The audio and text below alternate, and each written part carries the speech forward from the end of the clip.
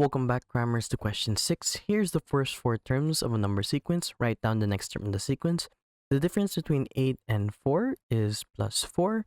The difference between 8 and 12 is plus 4. The difference between 12 and 16 is plus 4. So we can assume that the next value is 16 plus 4, which gives us 20. Explain how you found the answer to part A. We add 4.